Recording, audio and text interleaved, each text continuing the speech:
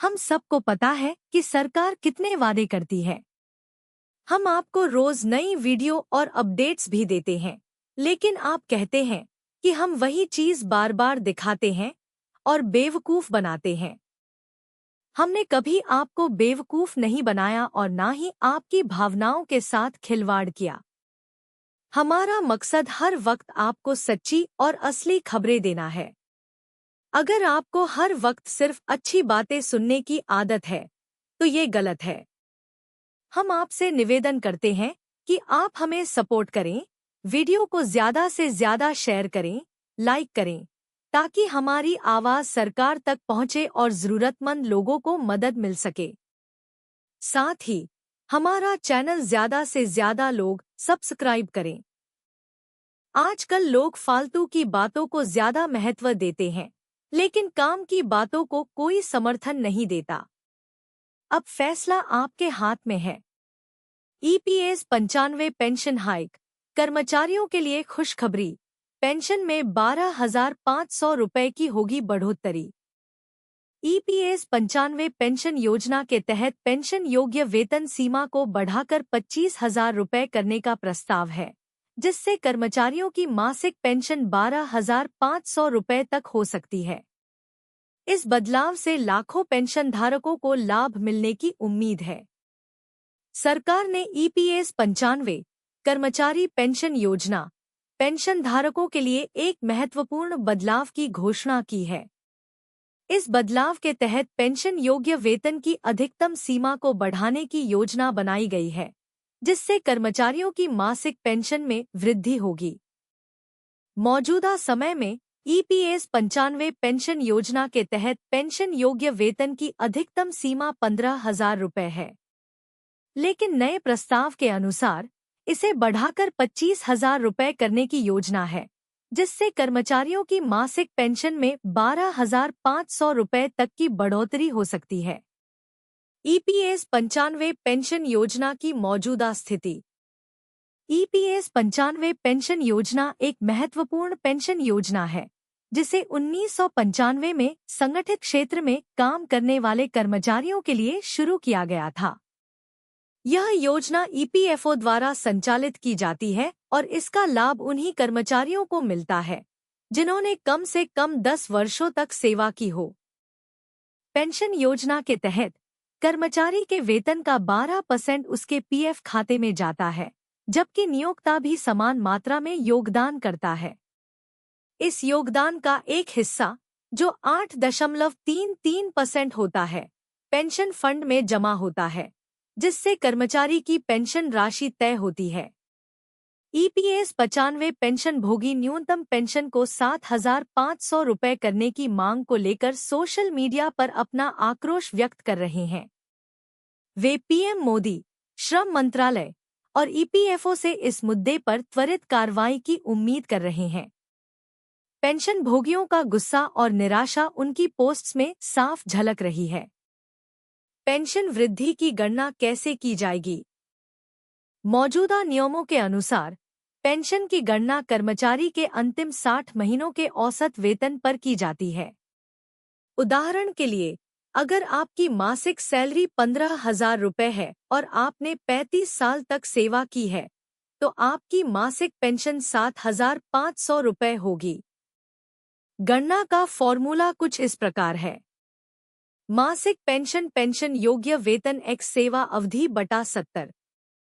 लेकिन अगर पेंशन योग्य वेतन को बढ़ाकर 25,000 रुपये किया जाता है, तो आपकी पेंशन भी बढ़कर 12,500 रुपये हो जाएगी। यह बदलाव कर्मचारियों के लिए एक बड़ी राहत साबित हो सकता है, खासकर उन लोगों के लिए जिन्होंने लंबी अवधि तक सेवा की है। उच्च पेंशन योजना की आवश्यकता क्यों? कई श्रमिक संघों ने यह मांग की है कि पेंशन योग्य वेतन की अधिकतम सीमा को 15,000 रुपये से बढ़ाकर 25,000 रुपये किया जाए। ऐसा इसलिए क्योंकि वर्तमान आर्थिक स्थिति में 15,000 रुपये की सीमा कर्मचारियों की जरूरतों को पूरा करने में असमर्थ है। इस प्रस्ताव को वित्त मंत्रालय के पास भेजा गया है, जहां इस पर विचार किया जा रहा है। अगर इसे मंजूरी मिलती है, तो लाखों पेंशन धारकों को इसका सीधा लाभ मिलेगा। निजी क्षेत्र के कर्मचारियों के लिए भी राहत। ईपीएस 95 पेंशन योजना के तहत न केवल सरकारी कर्मचारी बल्कि निजी क्षेत्र के कर्मचारी भी पेंशन के हकदार होते हैं। अगर आपने किसी प्राइवेट कंपनी में काम किया है और आपका पीएफ कटता है, तो आप भी इस योजना का लाभ उठा सकते हैं। यह योजना संगठित क्षेत्र में काम करने वाले कर्मचारियों के लिए है और इसमें शामिल होने के लिए कर्मचारी को 10 वर्षों तक नौकरी करनी होती है। रिटायरमेंट के बाद 58 वर्ष की आयु पूरी होने पर पेंशन मिलनी शुरू हो जाती है। मौजूदा पेंशन में अधिकतम सीमा। अगर मौजूदा नियमों के अनुसार देखा जाए तो 15,000 रुपये की पेंशन योग्य वेतन सीमा के तहत अधिकतम पेंशन 7,500 रुपये होती है। हालांकि इस पेंशन को बढ़ाने के प्रस्ताव के बाद अगर वेतन सीमा 25,000 रुपये कर दी जाती है तो पेंशन 12,500 रुपये हो जाएगी। यह बदलाव कर्मचारियों के लिए आर्थिक रूप से फायदेमंद साबित हो सकता है, खासकर उन लोगों के लिए जो अपनी नौकरी की सेवा अवधि को पूरा कर चुके हैं। ईपीएफओ द्वारा पेंशन में बदलाव की प्रक्रिया। ईपीएफओ, कर्मचारी भविष्य निधि संगठन, ने फिलहाल उच्च पेंशन योजना की गणना की प्रक्रिया की घोषणा नहीं की है। पेंशन गणना की प्रक्रिया में परिवर्तन आने पर अधिक जानकारी उपलब्ध कराई जाएगी। वर्तमान में कर्मचारी और नियोक्ता दोनों की ओर से योगदान के आधार पर पेंशन तय होती है और इसे बढ़ाने के लिए ईपीएफओ नई गाइडलाइंस जारी कर सकता है। ईपीएस 95 के तहत कुछ अहम नियम। पेंशन का हकदार कौन है? कर्मचारी जो ईपीएफओ में योगदान देते हैं और 10 साल की सेवा पूरी कर चुके हैं, वे पेंशन के हकदार होते हैं। हालांकि पेंशन का लाभ 58 साल की उम्र पूरी करने के बाद ही मिलेगा। 50 साल की उम्र के बाद भी पेंशन ली जा सकती है, लेकिन इसके लिए पेंशन में कटौती होगी। पेंशन से पहले नौकरी छोड़ने पर क्या होगा? अगर कोई कर्मचारी 50 साल से कम उम्र में नौकरी छोड़ता है, तो उसे पेंशन के लिए 58 साल तक इंतजार करना होगा। अगर नौकरी की सेवा अवधि 10 साल से कम है, तो पेंशन फंड का पूरा पैसा निकाला जा सकता है।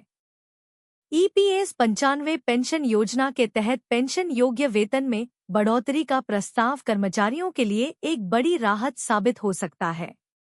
इससे न केवल उनकी मासिक पेंशन में वृद्धि होगी, बल्कि उनकी आर्थिक स्थिति भी मजबूत होगी। कर्मचारी पेंशन योजना 1995 ईपीएस 95 के तहत न्यूनतम पेंशन को 7,500 रुपये करने की मांग जोर पकड़ रही है।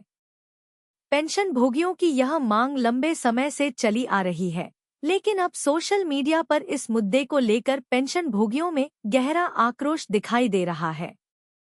वे अपनी आवाज को श्रम मंत्रालय, कर्मचारी भविष्य निधि संगठन, ईपीएफओ और प्रधानमंत्री नरेंद्र मोदी तक पहुंचाने के लिए हर संभव प्रयास कर रहे हैं।